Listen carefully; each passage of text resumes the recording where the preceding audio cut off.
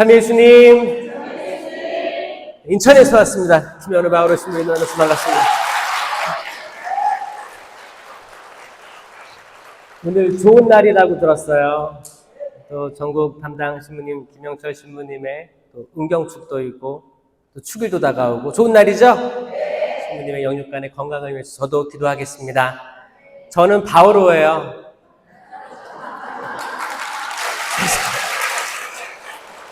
사실 베드로 바오로 축일이 같은데 바오로는 항상 베드로한테 깨갱하고 있습니다. 복음 말씀이 항상 베드로에게만 나오거든요. 괜찮아요. 베드로는 하늘나라 열쇠를 가졌기 때문에, 그리고 그 베드로의 하늘나라 열쇠 첫 번째 교황님이라고 하죠. 베드로 사도. 지금 267대 레오 14세 교황님까지 가톨릭 교회는 쭉 이어져오고 있습니다. 맞죠? 박수 한번 올려드리세요. 가톨릭 교회가 정통한 예수 그리스도 정통한 교회가 지금까지 이어져 오고 있고, 여러분들은 그 안에 머물고 있고, 그리고 성령의 바람을 일으켰다고 불리우던 요한 바오로 2세 교황님께서 제2차 바티칸 공회를 통해서 성령의 바람을 불러일으켰죠? 그 이후에 시작된 게 성령 쇄신이에요. 여러분, 그 성령 쇄신을 지금껏 쭉 이어오고 계신 여러분들 정말 박수 받을 만해요. 저는 정말 대단하다고 생각합니다. 그 전국 성령쇄신 회장님하고 올라오기 전에 잠깐 티를 한잔 했는데, 저는 신학교 때 성령 세미나를 받고, 인천교구에서 신학생 때 성령 세미나를 받고 성령으로 획가닥 돌았어요. 왜냐하면 제가 신학교 때 아무리 공부하고 이성적으로 하느님을 찾으려고 했는데 안 찾아지는 거예요. 안 찾아지는 대신 뭐가 찾아졌냐? 질문들. 왜? 이거 과학적으로 이성적으로 증명되지 않는데 왜 사람들이 믿는 거지? 성탄절, 부활절이 이성적으로 받아들여집니까? 아니에요. 그럼 이거를 만약에 다른 교회 밖의 사람들에게 이걸 설명하려고 할 때 어떻게 해야 되지? 나부터 이해가 안 되는데 어떻게 사람들을 이렇게 끌어들여야 되지? 천주교는 미들교리라고 합니다. 도그마라고 하죠. 이 미들교리들을 어떻게 얘기해야 되지? 그냥 믿어. 이해 안 되면 믿어. 이렇게 얘기하는 게 굉장히 저는 약간의 폭력적이었다고 생각을 해요. 그런 게 있었어요. 아니, 이해가 돼야 믿지. 그렇게 신학교 때 저 내적으로 투쟁을 하고 있었습니다. 그러면서 이건 내가 다 이해를 못하면 그냥 내가 AI처럼 따다닥 들어와가지고 따다다닥 얘기를 하면, 이거는 AI도 여러분 요즘에 발달해가지고 뭐는 뭐야? 그러면 그거를 만약에 제가 한번 그 시도해봤어요. 만약에 주일 복음을 넣어요. 마태오복음 25장에 대해서 강론을 써줘. 예를 3가지 들어가지고 첫째, 둘째, 셋째를 해서 써줘. 그러면 1초도 안 돼서 쫙 나옵니다. 그런 시대예요. 그런 시대에 어떻게 하면 그런 모든 지식을 초월할 수 있는, 하느님에 대한 알민데 어떻게 인간의 지식으로 다 해명할 수 있겠습니까? 저는 이성이 다 할 수 없다는 걸 이미 판단한 상태였어요. 그래서 내가 이거를 다 깨닫지 못하면 나 신부가 될 수 있을까? 신부 돼서도 행복하게 살 수 있을까? 내가 신부 돼서 행복하려면 내가 말씀을 선포하는 데 자신이 있어야 되고 행복해야 될 거 아니에요? 기뻐야 될 거 아니에요? 근데 그거를 찾아가는 과정에 저는 거의 포기했었어요. 안 되나 보다. 그때 수단도 있고 대학원 1학년 올라갈 때였는데 성령 세미나가 있었습니다. 신학교에서. 그때 기적이었다고 하더라고요. 왜냐면 또 많은 또 성직자들이 또 이제 성령 세미나가 이렇게 어떤 한 기도 단체가 신학교에서 이렇게 막 하는 거를 반대하는 분들도 있었다고 하더라고요. 근데 어떻게 해도 우여곡절 끝에 그게 생긴 거야. 그러니까 전교생이 다 참여를 한 거예요. 그걸 뗄 수가 없는 거예요. 100% 다 들어야 되는 거예요. 하고 이제 그래 뭐 피할 수 없으면 즐기라고 했지. 들어보자. 그래서 1강의, 2강의, 3강이 됐는데 그 강사들이 정말 열정적으로 강의를 했고 이걸 다 필기도 하고 들으면서 그래 나는 사실 삼위일체 하느님을 고백한다고 하면서도 성부, 성자에 대해서는 빠삭한데 성령에 대해서는 왠지 모르게 거부감, 이렇게 약간 거리낌 이런 게 느껴졌더라고요. 하고 성령을 알고 싶었어요. 그래가지고 집중해서 3강의 듣고 이제 다 들은 다음에 그래 체험을 하고 싶은 거야. 왜냐면 3강의 정도 하면 성령의 은사 열매에 대해서 나오잖아요. 성령의 은사는 코린토 전서 12장에 9가지 열매가 9가지 은사가 쭈르륵 나오고 갈라티아서 5장 22절에 열매가 쭈르륵 나오잖아요. 그래서 이런 것들을 내가 알고 싶은 거예요. 그래서 이제 이거를 잘 받으려고 하면은 고해 성사를 잘 봐야 된다 하길래 성찰을 이렇게 하는데 이제 기도 세미나 때 이제 찬양도 많이 하고 율동도 많이 하니까 사람이 말랑말랑해지는 거예요. 흐물흐물해지는 거예요. 처음에는 되게 경직돼 있었어요. 무슨 말을 하나 이렇게 째려보고 있었는데 율동도 하고 막 이렇게 하다 보니까 힘들잖아. 힘드니까 몸이 풀어지는 거예요. 여러분 수영할 때도 몸이 경직돼 있으면 가라앉는데 좀 자유롭고 이렇게 하면 뜨잖아요. 마찬가지로 약간 제가 풀어지는 게 느껴지는 거예요. 그래서 이렇게 하고 있다가 그러니까 경직된 게 없어지니까 성찰도 잘 돼. 성찰을 잘하니까 어렸을 때부터 살아왔던 것 중에 내가 신부님을 통해서 하느님께 고해하지 않았던 것들이 떠오릅니다. 그래가지고 다 써가지고 그래 이거 내가 계속 마음에 담아두면 뭘 하냐. 말하긴 부끄럽지만 다 쓰자. 그래서 다 써서 그대로 신부님께 고해를 하면서 막 눈물도 나더라고요. 그리고 기뻤어요. 왜? 처음이었으니까. 이렇게 내가 나를 다 온전히 드러낸 게 처음이었으니까 제가 스스로 자존감이 오히려 올라가고 기뻤습니다. 여러분 고해 성사 때 이거 내가 이밖에 알아내지 못한 죄라는 우리가 그게 있잖아요. 그걸 조커라고 해요. 조커. 여러분 그 포커 게임 하다가 조커 되게 여러분 고스톱 치다가 쌍피 있죠? 딱 바꿔가는 거 있잖아요. 그거 뭐예요? 내가 낼 패가 없을 때 바꿔가는 거죠? 고해 성사 때 이밖에 알아내지 못한 죄에서 통회하오니 사하여 주소서. 이 말은 정말 알아내지 못했을 때 쓰는 건데 이미 사람들이 알아냈는데도 불구하고 이 카드 쌍피 내는 거야. 퉁치는 거야. 왜? 그게 뭐예요? 고해 성사를 들어와서도 거짓말하는 형국이란 말이야. 제가 그렇게 살았었어요. 근데 세미나를 할 때 하느님이 이렇게 나를 말랑말랑하게 해주더니 이걸 다 드러내게 해주시는데 이게 제가 죄책감을 느끼는 게 아니고 속이 다 시원하고 기뻤어요. 왜? 내가 이걸 온전히 할 수 있었음에 기쁘고 이게 자존감이 올라가더란 말입니다. 아멘? 그 상태에서 안수를 받으니까 거기서 랄랄랄라 하라고 해서 랄랄랄라 하면서 안수 받으니까 저는 헷가닥 쓰러졌어요. 쓰러지면서 이제 탁 까매지면서 인생이 촤르륵 지나가는데 제 인생 곳곳에 저는 하느님이 역사한 적이 없었다고 생각했었거든요. 근데 그 인생이 쭈르륵 지나가는데 그때 하느님께서 다 옆에 계신 거를 제가 체험한 거예요. 체험을 했어요. 체험을 하고 이제 일으켜줘가지고 이렇게 일어나서 기도하는데 손발은 덜덜덜 떨려. 그런 체험들도 있었죠, 여러분들도. 이렇게 하다가 한동안 멍하게 있다가 제가 다음날 눈을 떠가지고 무슨 결심을 하게 됐냐면 논문 주제를 바꿔야겠다. 저는 그때 그 창조과학이라고 해서 과학, 이성적으로 하느님을 풀어내려는 논문 주제를 정했었는데 책들도 이렇게 쌓아놨었어요. 이거 다 버리고 성령 써야겠다. 신자들이 이걸 알아야겠다. 그래서 성령 책을 막 모으고 그때 봤던 게 그거였어요. 성령 쇄신 30주년 기념사, 이 두꺼운 책이 있어요. 그 책을 가지고 논문을 쓰기 시작한 거예요. 그 서울교구에 또 어디 교구에 찾아다니면서 그 신부님들 찾아다니면서 논문 쓰고 싶습니다. 그렇게 해가지고 또 신학교에서는 논문 지도 교수가 필요한데 여기저기 다 다닌 거예요. 이것 좀 지도해 주십시오. 그러니까 신부님 뭐래요? 다? 아니 나 그거 안 써. 아우 싫어. 우리 관심 밖이야. 뭐 얘기해. 그래서 한 7명이 거절을 하고 마지막에 제가 전화할까 말까 했던 신부님이 하나 있었어. 엄청 바쁜 신부님이었어요. 네, 두려운 마음이지만 그때 핸드폰도 없었잖아요. 그때 공중전화에서 전화를 딱 했죠.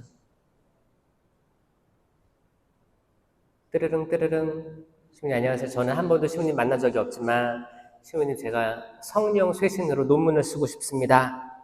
도와줄 수 있으시겠습니까? 신학교의 교주 신부님들은 다 하나같이 안 된다고 하셨습니다. 신부님이 안 되면 저도 논문 주제를 바꿀 수밖에 없습니다. 신부님이 좋은 주제네 써야지. 그분이 차동엽 노베르토 신부님이십니다. 그게 제가 이제 성령 쇄신으로 들어온 첫 번째 그거였어요. 그래서 저는 성령 쇄신으로 계속 잘 나갈 줄 알았지. 사람들을 변화시킬 줄 알았지. 근데 보다 신부 딱 1년 하고 저는 호주로 가게 된 거예요. 이제 호주 갔다 와서 10년 후에 호주 갔다 와서 이제 돌아와가지고 호주에서는 또 어떤 걸 체험시켜 주셨냐면 저는 성령 쇄신이 한국에서만 약간 시끄러운 줄 알았어요. 예전에 보면 신령기도 하고 이런 것들이 약간 한국 문화인가? 약간 한국에 한이 서려 있어가지고 한국의 한 때문에 이게 막 표출될 게 필요한 걸까? 이게 의심이 들어가지고 근데 거기서 개신교, 성공회, 천주교 아침 기도 모임이 있었어요. 여기 호주 사람들이죠 다. 참여를 했습니다. 참여를 하니까 뭘 했냐? 아침 먹기 전에 기도를 하는 거예요. 기도하는데 천주교하고 개신교하고 성공회가 친해요? 안 친해요? 한국 잘 안 친하죠? 근데 호주는 친하더라고요. 모여서 뭘 했냐? 주님의 기도 같이 하고 이건 똑같아요. 끝에만 좀 다른데 똑같아요. 기본적으로 똑같고 그리고 말씀을 읽어요. 복음서를 읽어요. 그럼 이게 다 영어니까 똑같아요. 한국만 약간 말투가 다른 거예요. 원래 언어는 똑같고 번역된 영어도 똑같고 다 똑같아요. 근데 한국만 다른 거예요. 특이하죠? 그걸 체험시켜 주셨고 심령 기도를 하더라고요. 세계 종파가 심령으로 기도하더라고요. 왜? 세계 종파 다 성령을 믿으니까. 제가 그걸 체험하고 이 심령 기도가 실제 존재하고 글로벌하고 이제 보편된 교회고 이게 개신교든 성공회든 그리스도를 믿는 모든 종교들을 다 소통할 수 있는 창구가 되겠다라는 말에 저는 확신이 생겼어요.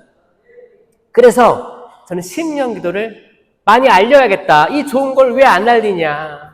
예수님께서 마르코복음 16장 17절에 나를 믿는 이들에게는 이러한 표징이 따를 터인데 내 이름으로 마귀들을 쫓아내고 이상한 언어로 말도 하고 아니 예수님께서 직접 말씀하신 거 아니에요? 마르코복음은 복음서 중에 복음서 원복음이라고 합니다. 제일 짧아요. 마르코복음이 제일 짧아요. 이 말은 뭐냐? 나중에 후대에 편집해서 추가한 게 거의 없는 복음이라고 해서 원복음이에요. 공관복음 중에 그런 거예요. 요한 사도가 쓴 요한은 되게 두꺼워요. 거기에는 많은 신학적인 게 가미됐다면 마르코복음은 굉장히 투박합니다. 투박해요. 그리고 마귀, 구마에 대해서도 많이 등장해요. 예수님의 구마 이야기. 이게 뭐냐? 최대한 각색 없이 그대로 전하려고 했다라는 거거든요. 그래서 더 힘이 있는 거예요. 하고 저는 지금 부족하지만 체력은 딸리지만 제가 생각보다 비리비리합니다. 보기에도 비리비리해 보이죠? 어렸을 때도 잔병 치료도 많았고요. 멀미도 많이 했고 남들 앞에서 얘기도 잘 못했었고 근데 하느님께서 허리에 띠를 메어주시고 말씀을 심어주시니까 지치지 않고 선포하고 있습니다. 여러분.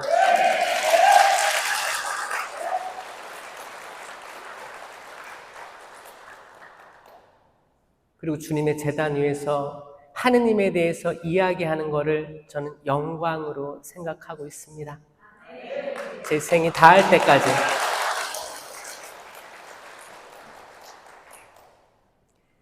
기도로 오늘 강의 시작하겠습니다. 성부와 성자와 성령의 이름으로 아멘. 주님 감사합니다. 당신을 더욱더 알고 특별히 성경에서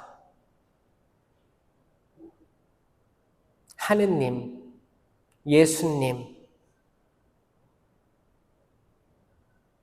대한 알은 풍부하지만 성령에 대한 알은 굉장히 부족한 것이 사실입니다.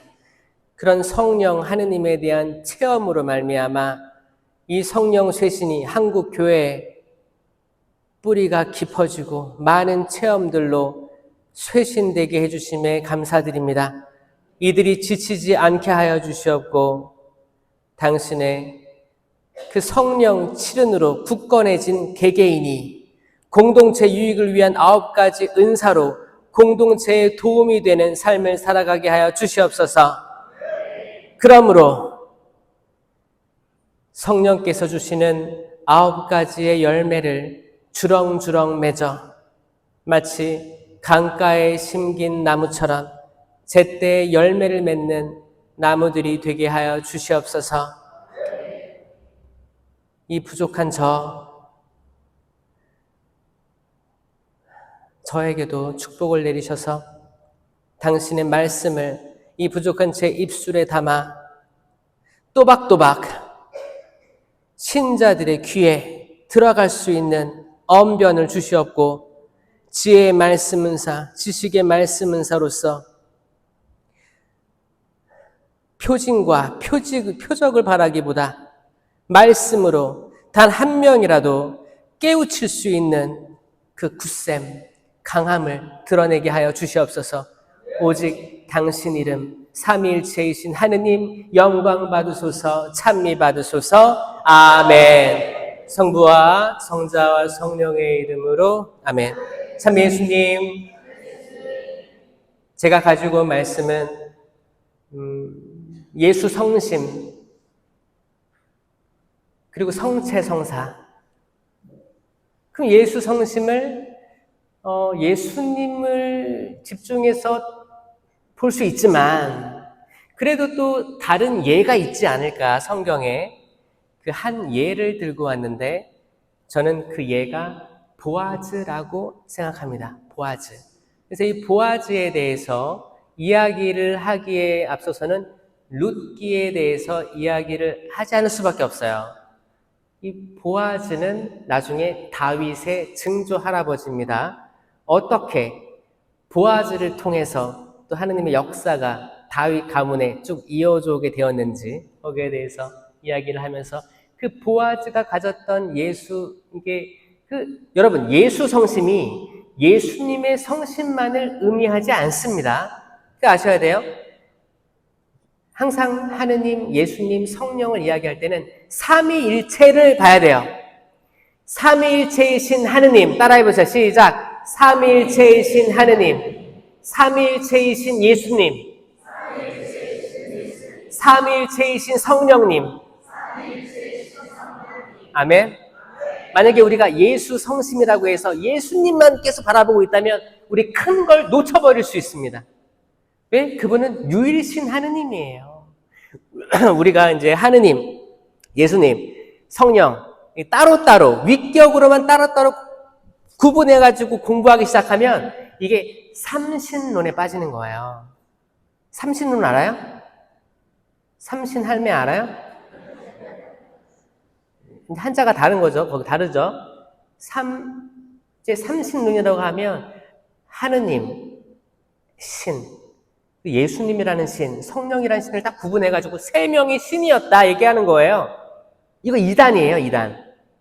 안 됩니다. 세 위격이지만 한 분, 오직 한 분 하느님이시다. 이게 삼위일체이심인데 따라서 예수 성심은 삼위일체이신 예수 성심으로 이해해야 돼요. 그러면 구약에도 삼위일체이신 하느님의 성심이 있었고 신약에도 삼위일체이신 예수의 신심이 있었고 그리고 예수님 승천 후에 삼위일체이신 성령의 신심이 지금까지 쭉 이어져 오고 있는 겁니다. 맞아요? 이건 구약의 성심이나 신약의 성심이냐 지금의 성심이냐 다 같은 말이 되는 거예요. 이 폭넓게 이해를 하셔야 돼요. 그러면 그 보아즈 시대 때, 그 룻기 때 삼위일체이신 하느님의 성심으로 보아즈가 어떤 판단을 내렸는지를 보자고요. 그때가 이제 판관들이 다스리던 시대라고 합니다. 그때 어떤 일이 있었냐면 기근이 들었어요. 이스라엘에. 온 땅에 기근이 들었습니다.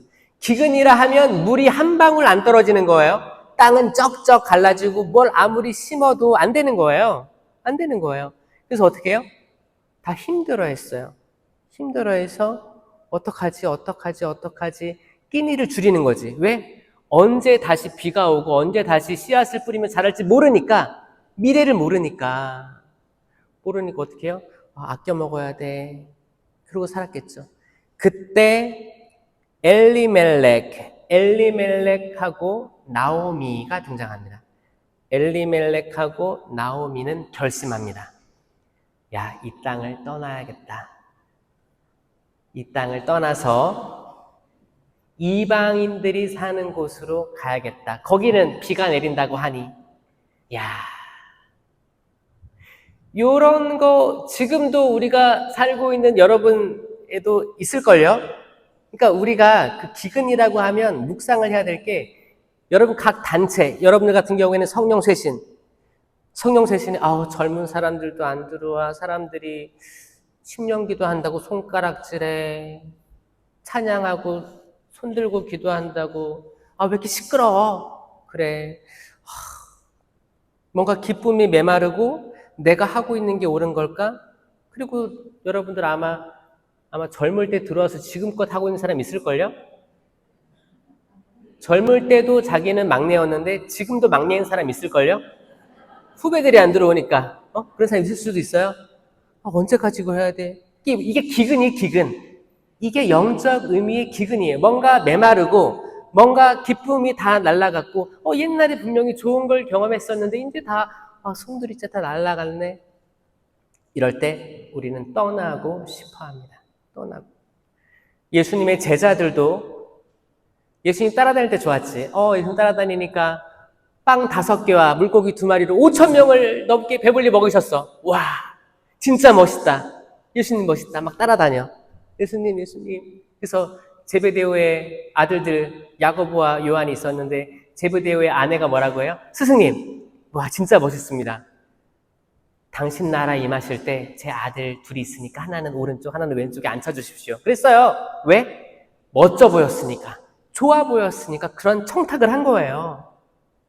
그 청탁이 잘 됐어요? 여러분, 그런 청탁이라도 하셔요. 이게 많이들 잘못됐다고 하는 사람이 있는데 저는 그렇습니다. 아니, 우리는 청탁 안 합니까? 우리 기도할 때 안 해요? 주님, 우리 아들 둘 있는데 애들 언제 장가 갈지 모르겠어요. 취직이나 할지 모르겠어요. 밥벌이나 할지 모르겠어요. 제가 죽기 전에 뭐라도 집이라도 이렇게 좀 했으면 좋겠는데 걱정돼서 눈을 못 감겠어요. 이런 신자들이 있어요, 없어요? 있다는 거예요. 똑같은 상황인 거예요. 근데 이런 청탁을 해라. 제베데오의 아내는 이 청탁으로 어떻게 됐어요? 1명 건졌어요. 자, 12제자 중에 십자가 밑에 끝까지 남아있던 제자가 누구였어요? 요한이었어요. 야고보와 요한 중에 여러분 50% 확률이 50%. 그러니까 여러분들의 청탁이 다 될 거라는 생각을 버리고 일단 다 될 거라는 생각 버리고 하느님의 일은 오묘하셔가지고 여러분 그거를 다 100% 이루어지진 않을 거지만 어느 정도 효과가 있습니다. 두드려라. 열릴 것이다. 찾아라. 구하라.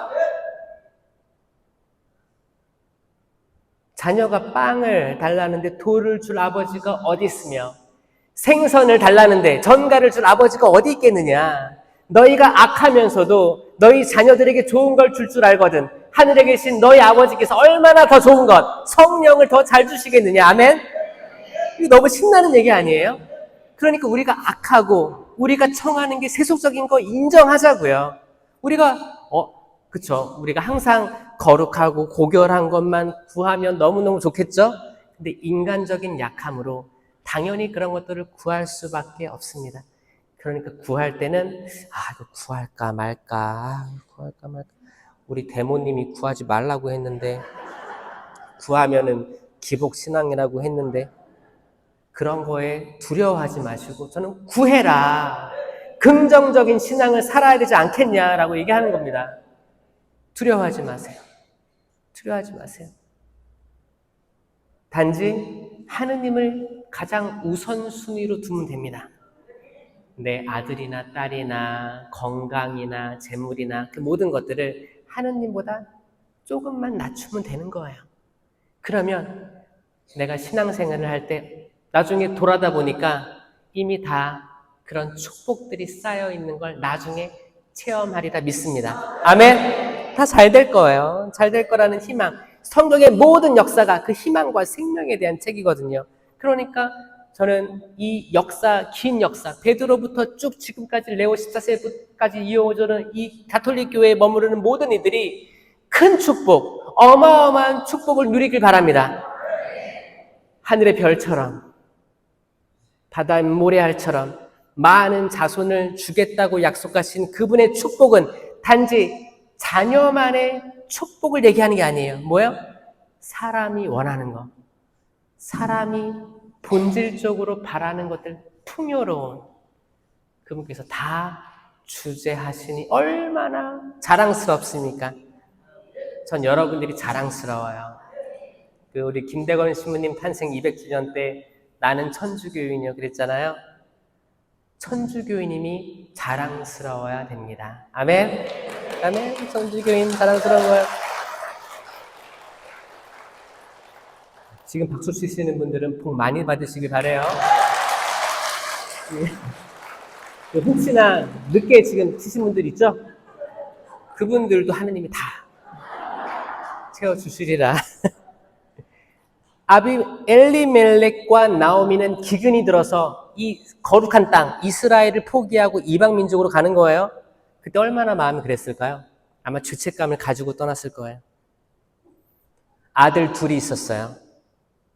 마흘론, 킬리온 2명의 아들이 있었습니다. 그래서 모압이라는 땅으로 들어가서 삽니다. 그러니까 이주민이죠. 외국으로 간 거예요. 그래서 이제 약간 숨기면서 살아간 거죠. 힘들었을 거예요. 근데 비는 내려서 음식을 먹을 수 있었을 거예요. 그런 이주의 삶을 살아갑니다. 근데 엘리멜렉 그 아버지가 가장이 갑자기 세상을 떠납니다.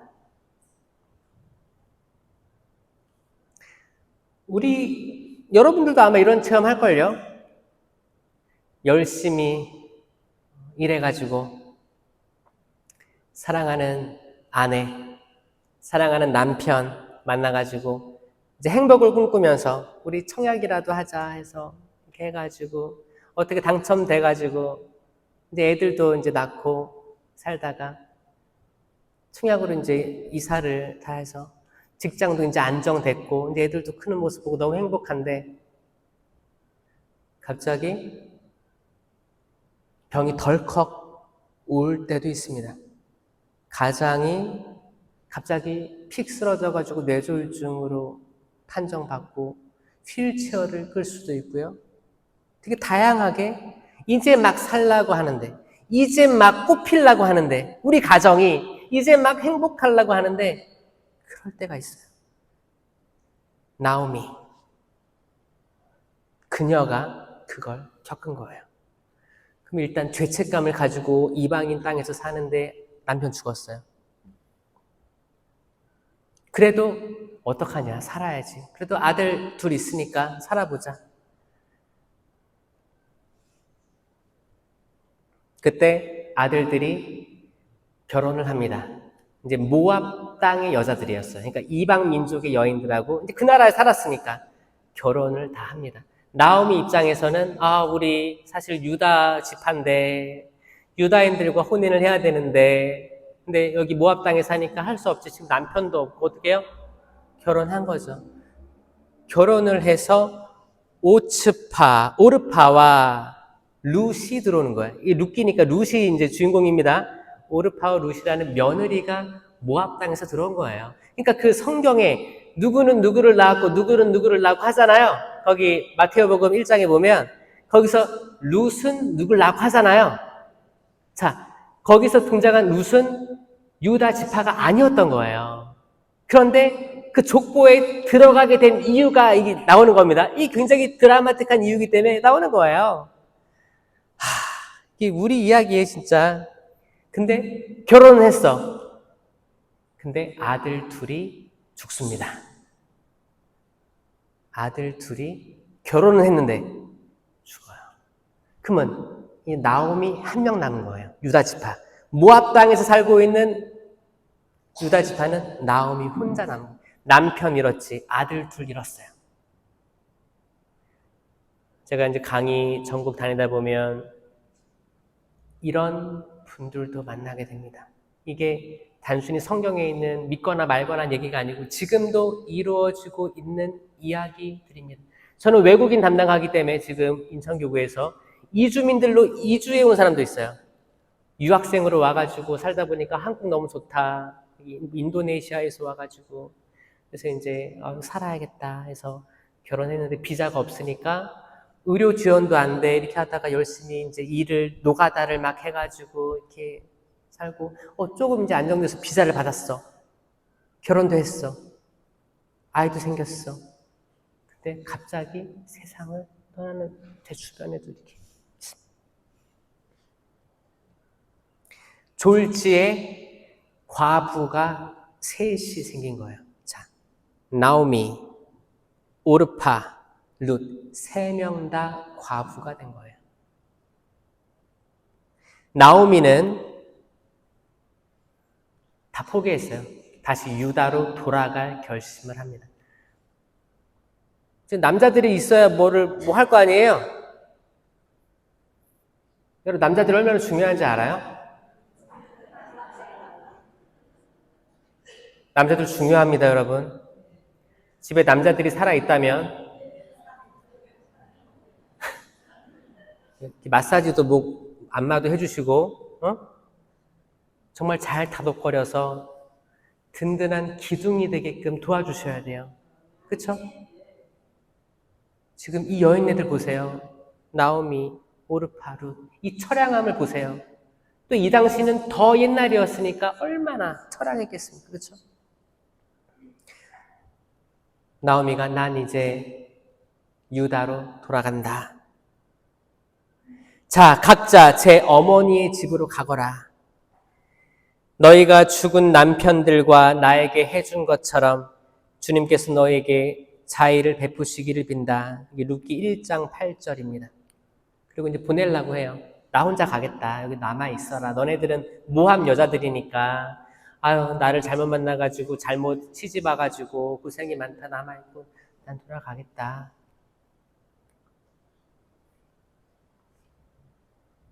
오르파는 이 오르파와 룻이 있었는데 오르파는 시어머니에게 작별을 구합니다.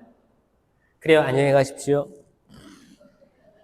당신 아들도 죽고 나도 혼자니까 나 여기 살아야겠습니다. 그러나 룻은 이 룻이 주인공입니다. 시어머니에게 바싹 달라붙었다. 아멘. 아멘. 바싹 달라붙었다. 여러분들 시어머니에게 바싹 달라붙으십시오. 시어머니에게.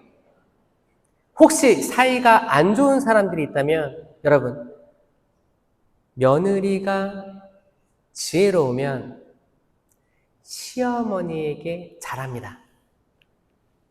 진짜요. 때로는 뭐 이렇게 억울한 것도 있을 수 있는데 억울한 거 영원하지 않아요. 여러분 눈 딱 감고 챙길 거 챙겨야죠. 세상적으로 봐도 챙길 거 챙겨야 되고 여러분 성경적으로 봐도 이 남편 내 사랑하는 남편을 낳아준 엄마잖아요. 아, 남편도 싫어요? 내가 사랑하는 남편을 낳아준 엄마. 근데 그 상식적으로는 바싹 달라붙기 어려운 게 현실일 수 있어요. 왜냐하면 살아온 환경이 다르기 때문에. 근데 성경으로 보자고, 성경으로. 어떤 축복을 주는지 보자고요. 바싹 달라붙었다. 아멘. 어머님을 두고 돌아가라고 저를 다그치지 마십시오. 어머님 가시는 곳으로 저도 가고, 어머님 머무시는 곳에 저도 머물렵니다. 어머님의 결례가 저의 결례요. 어머니의 하느님이 저의 하느님이십니다. 아멘. 야, 이런 며느리 얻고 싶지 않아요? 야, 그러니까 이게 사실 부모에게 효도하여라 이 네 번째 계명을 어떻게 해서든 지키는 이 딸의 모습을 보는 거예요. 이 모함 여자들 설령 이방 민족이었더라도 상황을 받아들이고 이 나랑 혼인한 이 남편, 내 사랑하는 남편, 그 결혼할 때 다 처음에 반해서 사랑한 거 아니에요? 반해서 너무 좋고 내가 가지지 않은 걸 가졌네? 우리 같이 살아보자. 알콩달콩 살아보자. 처음에 다 좋았죠? 여기 뭐 사기 결혼한 사람 있어요? 다 어떤 면에서든 반했을 거예요. 정말 나는 이렇게 되게 소극적인데 이 사람은 되게 가진 것도 없으면서 되게 당당해 보이고 멋있다. 아니면은 정말 내 아내가 정말 이쁜 거예요.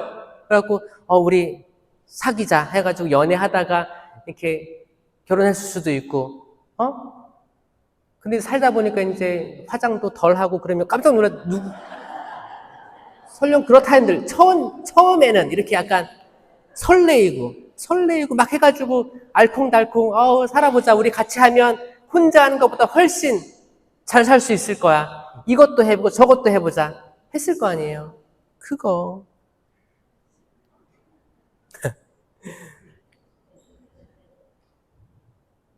이런 며느리 그러니까 들어왔는데 남편뿐만 아니고 가족한테도 잘하는 며느리 정말 사랑받죠.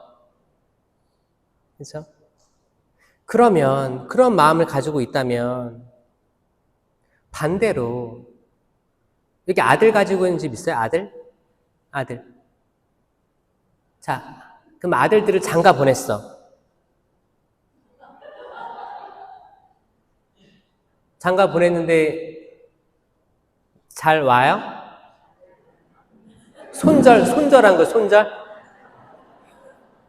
왜냐면 며느리가 바싹 달라붙지 않죠? 근데 그러면 좋겠죠? 그럼 딸 가진 사람들. 그럼 딸은 시집 보내면 누구한테 자주 와요? 엄마한테 오죠, 엄마한테. 친정집에 많이 가죠? 그러니까 아들은 뺏겼죠? 뺏기고, 딸은, 이제 거기 딸 가진 집은 사위를 하나 얻었다고 하잖아요. 요즘에는, 그쵸, 사위가 달싹 달라붙는 거죠. 어떻게 보면.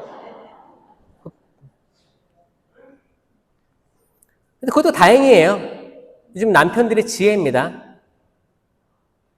그러면은 애들이 결혼하면 그 시댁이나 친정에 비밀번호 알려줘요? 안 알려줘요? 알려줘요? 막 벌컥벌컥 들어와요? 뭐 그것도 논쟁이 있는데 그런 거 하지 마세요.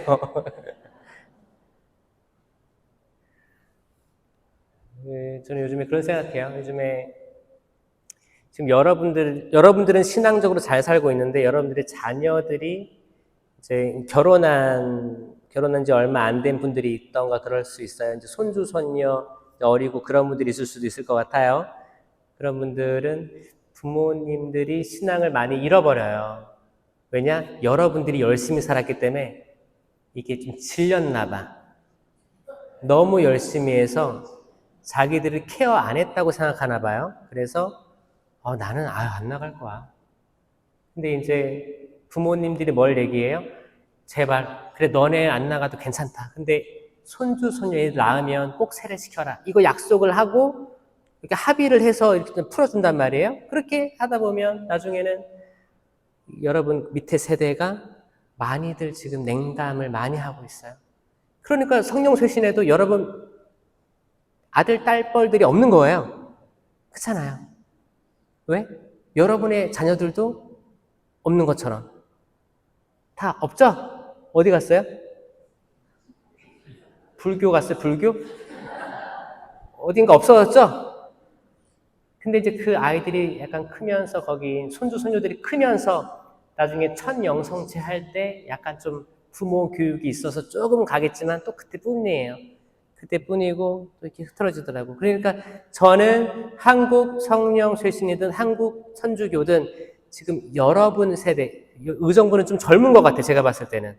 좀 젊은 층인 것 같아요. 여기 한 3, 40대인가요?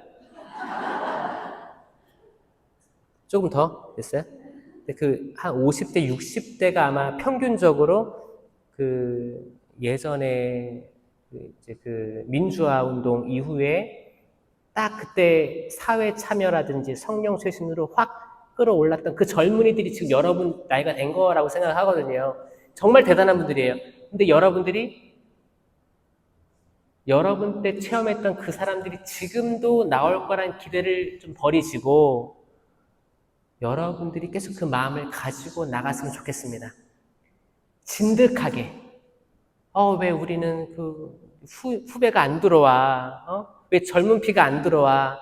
이런 투정, 이런 이렇게 좌절감 같은 걸 느끼지 말고 여러분들이 제일 젊은 거예요. 이렇게 생각하셔야 돼요. 영적으로 깨달은 신앙인 중에 여러분들이 제일 젊을 수도 있습니다. 이게 사실이에요. 사실이에요. 오르파는 남고 룻은 나오미를 따라서 돌아갑니다. 유다 땅으로 돌아온 나오미를 보고 아낙네들이 소리칩니다. 와, 나오미다! 왜 그랬을까요? 이게 비아냥이에요, 비아냥. 돌아올 때 어떻게 돌아왔어요? 갈 때는 남편하고 같이 갔잖아요. 돌아올 때 남편이 없어. 근데 아들도 있다고 들었는데 아들도 없어. 여자만 데리고 들어오니까 처량하기 그지없던 거예요. 놀리는 거예요. 룻이 말합니다. 나 아쉬움 없이 떠나갔는데 주님께서 나를 빈손으로 돌아오게 하셨습니다. 주님께서 나를 거칠게 다루시고 전능하신 분께서 나에게 불행을 안겨주셨습니다. 룻기 1장 21절. 나오미는 뭐예요? 다 내려놓은 상태를 우리 볼 수 있어요. 내려놓는다는 건 뭐예요? 받아들이는 거예요. 내 상황을 받아들이는 거예요. 여러분 병원에서 어떤 암 진단을 받을 때 사람의 마음의 변화가 있습니다. 처음에는 거부해요. 거부합니다. 아니야, 나는 절대 그럴 리가 없어. 다른 병원 다 찾아다니고 확진 반복해서 받을 때까지 다니는 거예요. 하다가 나중에 결국에는 수용의 단계까지 이르는데 이거 받아들이면 오히려 치유될 가능성들이 생겨요. 아니야, 거부해. 막 사람이 잠도 못 자고 미쳐있어. 계속 어디 병원, 내 잘못 들은 거 아닐까? 계속 거부하면 일단 내 이성과 내 마음 상태가 괴리감이 생기기 때문에 안 되는 거예요. 만약에 나오미가 아니야, 내가 누군데? 나 지금 유다 지파에서 이렇게 살았는데 기근땀에 잠깐 갔다가 이런 불행이 다 왔다고? 하느님은 안 계셔. 다 부질없네. 이게 아니라 나오미는 나 정말 갈 때는 다 털고 갔는데 하느님께서 이런 불행을 나에게 주셨습니다. 어떡합니까? 돌아온 거예요. 그런 비아냥 예상하고 돌아온 거예요. 그렇지 않아요? 여러분도 혹시나 여러분 삶에 어떤 좌절스러운 거 있고 아들이 잘 안 돼. 그래도 최선을 다해 키웠는데 내 뜻하고는 달라. 또 딸이 그래. 여러분 그거를 받아들일 때 다음 열쇠가 열리는 거예요. 문이 열리는 거예요. 진짜예요. 진짜예요. 아니야. 야, 너는 어렸을 때부터 천재였어. 똑똑했어. 너 하면 돼. 계속해. 그러다가 애들이 어떻게 돼요? 혼기 놓쳐, 타이밍 놓쳐. 원래는 그 아이가 잘하는 꿈이 있는데, 근데 뭐예요?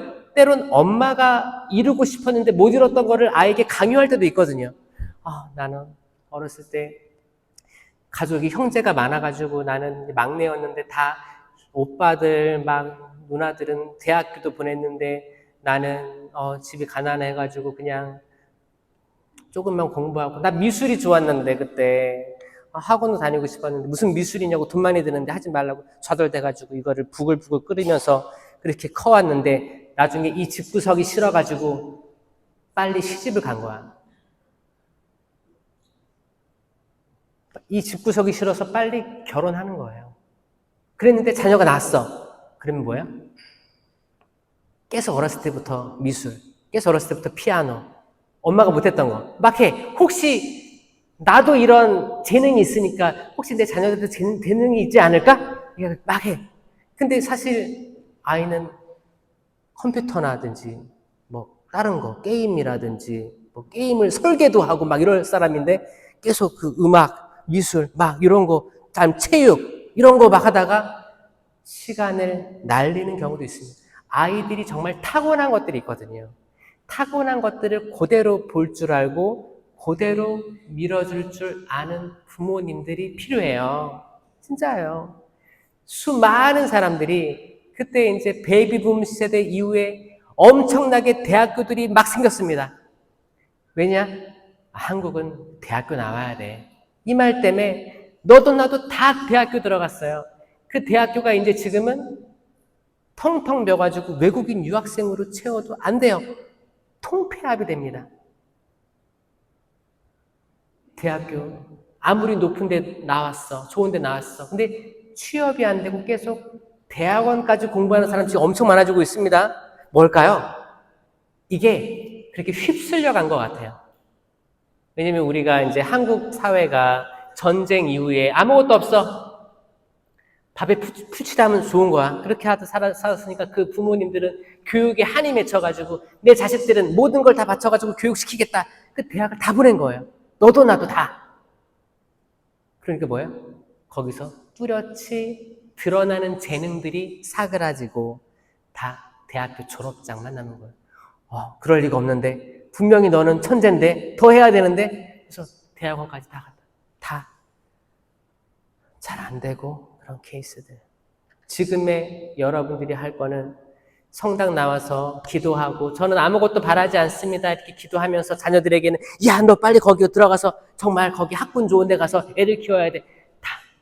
이 말 때문에 오히려 자녀들은 우리 부모님 기도하는 사람인데 나한테 맨날 이러네. 나 나중에 크면 성당 안 나갈 거야. 오히려 이런 말에 불을 지피지 않았을까? 뭐예요? 회개해야 된다는 거예요. 회개해야 돼요. 내가 잘못 살아왔을 수도 있겠다. 내가 내 자녀들에게 미안하네. 좀 죄송합니다. 제가 가지지 못했던 그 억하심정과 제가 자존감이 떨어져가지고 못했던 걸 자녀들을 통해서 이루려고 했던 제 욕심을 용서해 주십시오. 마치 털레 돌아온 나오미처럼 나 처음에는 자신이 있었는데 이렇게 돌아오게 하시네. 나에게 이런 불행을 주었습니다. 욥이 그래요. 욥이 욥기에서 아내가 뭐라는지 알아요? 그때 욥한테는 두 가지 재앙이 있었는데 하나는 욥 빼고 재앙이었어요. 가족들이 다 불타 죽어. 거기 소나 양이 다 죽어. 재앙을 맞아요. 그때도 욥은 하나님 욕하지 않았어요. 근데 욥 스스로에게 가려움증이 옵니다. 온몸이 가려워요. 그래서 뭐 토기로 다 긁어요. 피가 또 맺혔다가 피가 멈추면 딱쟁이 지고 또 긁고 막 그래요. 그러니까 아내가 뭐라는지 알아요? 아니 그렇게 하느님 믿더니 뭐냐고 나가서 죽어버려요 그래요. 아내가 남편에게 나가서 죽어버려요. 혹시 이런 말이 마음속에 남아있는 사람 있어요? 나가서 죽어버려. 여러분, 그런데도 욥은 하느님을 원망하지 않고 뭐라고 했어요? 그렇게 지금 쓸데없는 말을 하냐고. 하느님께서 좋은 걸 이렇게 많이 주셨는데 나쁜 거라고 어떻게 거절할 수 있습니까? 라고 얘기합니다. 여러분, 이런 말을 하는 사람이 많아져야 됩니다. 아멘? 분명히 나오미는 그랬을 거예요. 나에게 이런 불행을 주셨습니다. 이거 어떻게 거절할 수 있을까요? 받아들여야죠. 그런 거예요.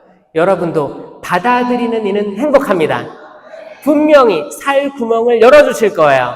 왜냐? 하느님의 말씀은 희망이기 때문이에요. 그 말씀은 살아있고 힘이 있으며 어떤 쌍날칼보다 날카로워 관절과 골수를 쪼개고 영과 혼을 갈라 사람의 마음속 숨은 생각을 드러내게 하기 때문입니다.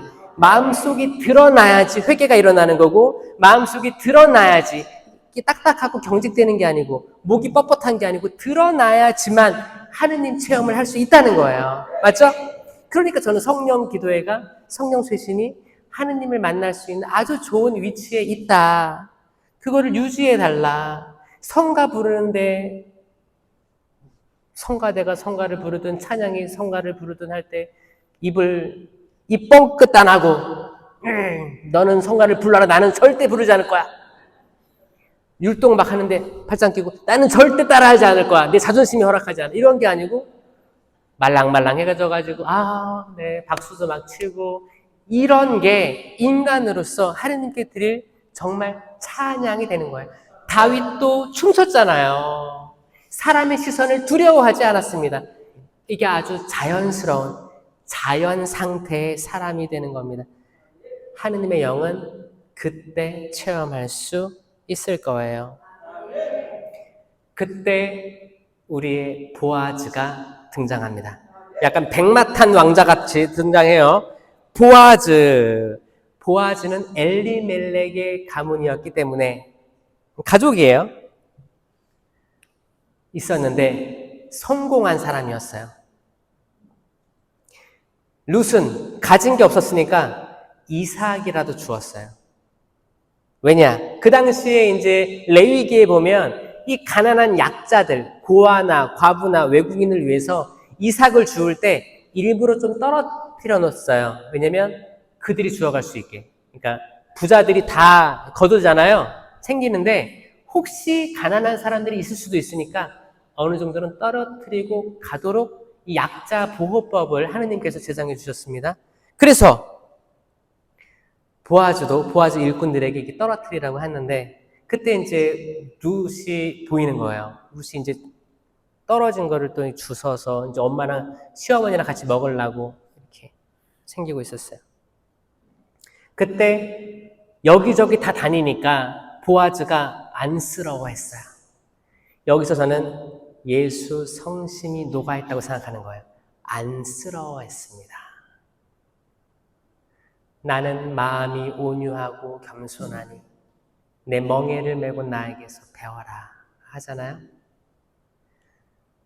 보아즈가 룻에게 말합니다. 딸아, 이삭을 주우러 다른 밭으로 갈 필요 없다. 내 밭에서만 주어라. 항상 이렇게 떨어뜨릴 테니까 내 밭에서만 주어라. 이게 룻기 2장 8절의 말씀입니다. 주님께서 그리고 용기도 줘요. 주님께서 내가 행한 바를 갚아주실 것이다. 분명히 억울한 점이 있었겠지만 갚아주실 것이다. 내가 이스라엘의 하느님이신 주님의 날개 아래로 피신하려고 왔으니 주님의 날개로 피신했으니 주님의 날개로 피신했다는 건 뭐예요? 삶을 받아들이고 희망을 꿈꿨다는 거예요. 아멘? 비는 내리겠지만 무지개를 꿈꿨다는 겁니다.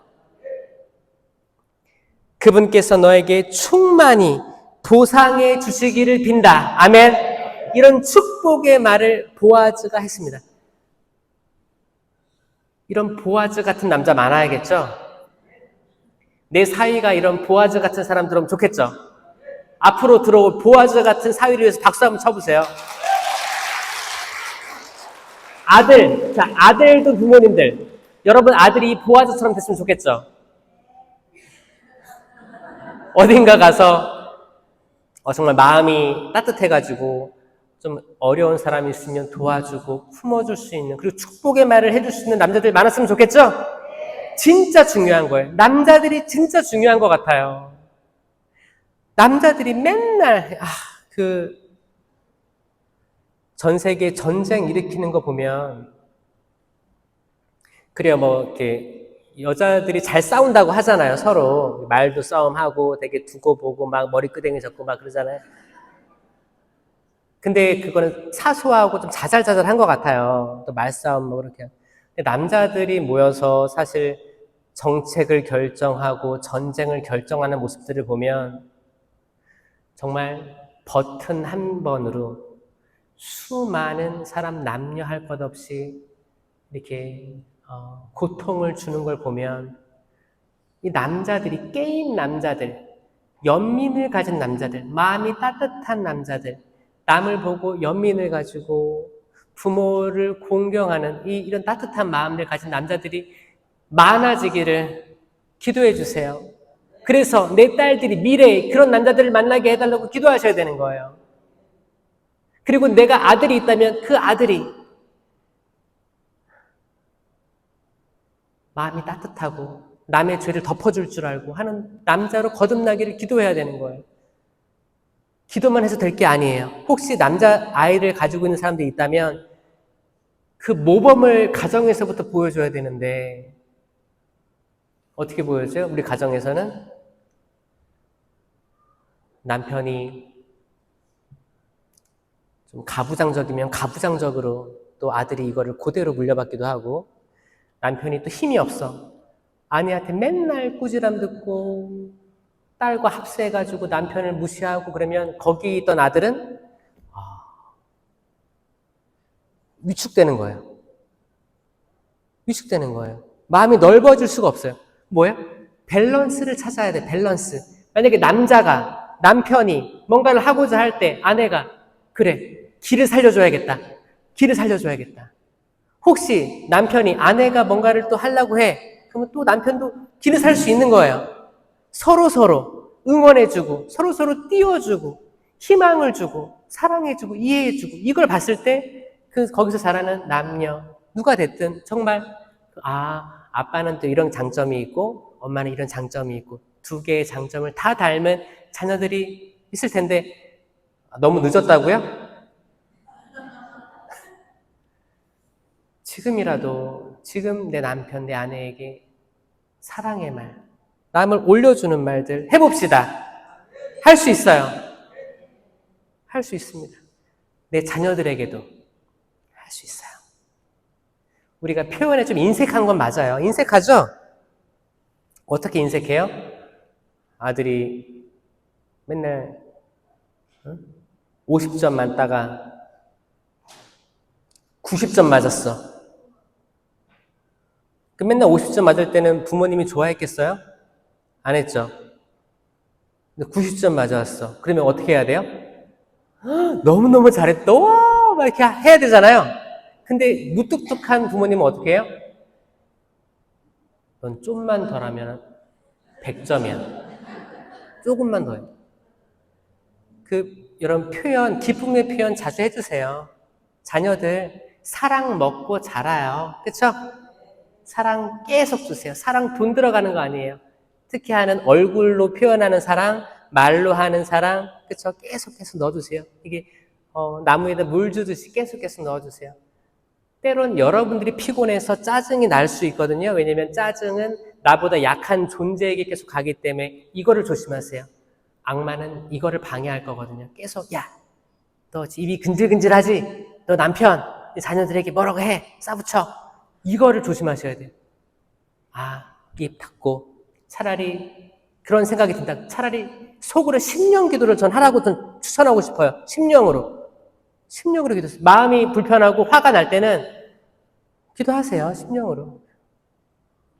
그 말은 성령께서 인간이 다 할 수 없는 탄식으로 기도하는 만큼 기도해 주시는 거예요. 그 말에는 어떤 의미도 알아들을 수 없기 때문에 오히려 거룩한 말로 흘러갈 수 있습니다. 우리는 악한 말들을 쏟아내기보다 주워 담고 차라리 신령한 언어로 기도하길 바란다고 바울 사도도 얘기했습니다. 보아즈가 이제 하나 더 나아가서 여기 밭에서만 주서 하다가 뭐라고 해요? 아예 종들한테 얘기하는 거예요. 다 뭐야? 아예 보리다발에서 이삭을 빼서 떨어진 거 주지 말고 이삭을 빼서 그 여자가 죽도록 흘려주어라.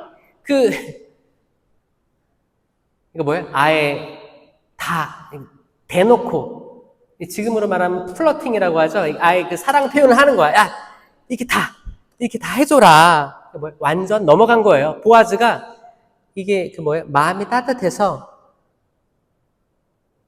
안 됐기도 했고 하느님의 축복을 약속하기도 했는데 더 마음이 간 거예요. 아, 이런 남자가 진짜 많아졌으면 좋겠습니다. 그리고 그렇게 얘기해. 그를 야단치지 마라. 왜냐면 사람들이 야단쳤거든. 너 거기 모압 땅에서 있다 왔지? 야단쳤거든 막 이렇게. 그러니까 야단치지 말고 더 해줘라. 그때 시어머니가 나오미가 다시 등장한 나오미가 뭐라고 해요? 나오미가 앞으로 이 룻 며느리가 어떻게 해야 될지를 알려줘요. 야 며느리가 시어머니에게 딱 붙어있고 또 시어머니도 며느리가 뭘 해야 될지를 코치해주는 이 모습 저는 너무 아름다운 것 같아요. 이런 가족들이 많아지길 바랍니다. 아멘. 이게 다 예수 성심 살아계신 하느님의 마음대로 다 녹아있는 것들이 표현되는 거예요. 왜? 잘 됐으면 좋겠으니까. 내 자녀들 잘 됐으면 좋겠으니까. 여러분 잘 됐으면 좋겠으니까. 그래가지고 결국 어떻게 해요? 나오미의 지혜로 보아즈와 룻이 혼인하게 되는 거예요. 아멘? 여러분 이건 일상에서도 만날 수 있는 거예요. 우리 일상에서도 저는 하느님 성심을 체험할 수 있다고 생각해요. 우리가 그 성체 성사를 모시잖아요.